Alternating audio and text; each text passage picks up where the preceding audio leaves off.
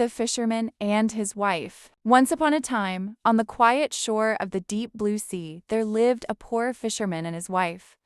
Their home was a tiny, weathered cottage with cracked walls and a leaky roof, yet the fisherman was content.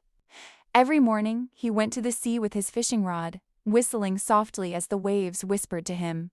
But his wife was not as happy as he was. "Ah, this cottage is moldy and damp," she would complain. "I'm tired of cleaning every day, no matter what the fisherman brought her fish. Crabs, apples, or pears, nothing could satisfy her restless heart." One sunny morning, the fisherman cast his line into the sea and waited patiently.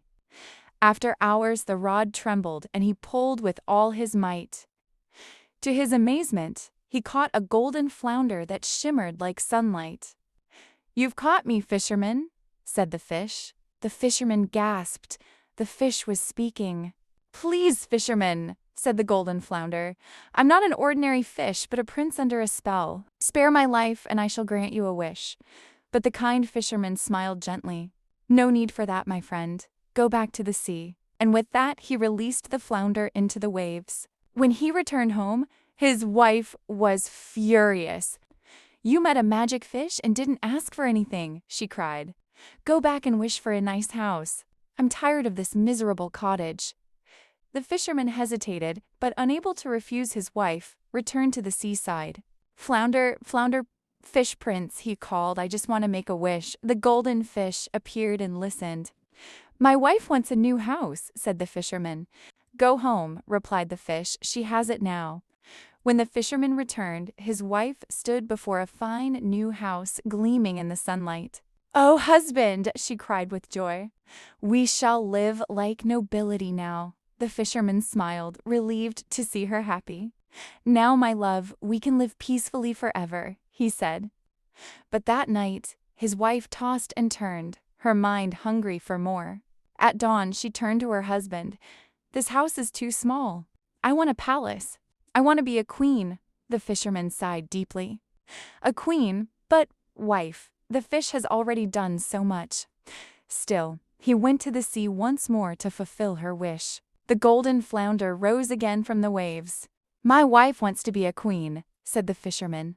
"Go home," answered the fish. "She is one now."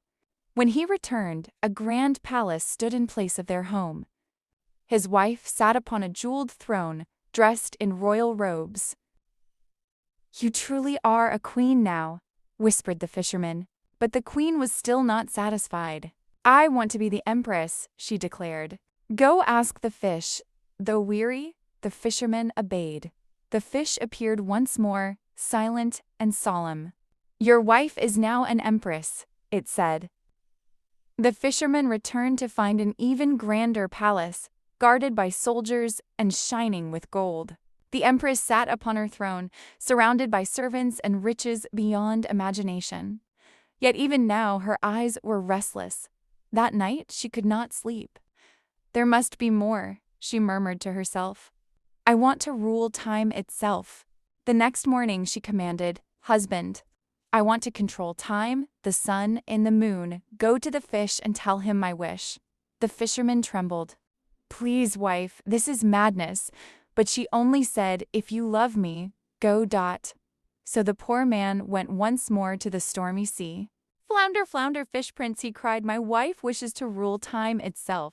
The sea grew dark and the waves roared. "She has gone too far," said the fish. "Go home, fisherman."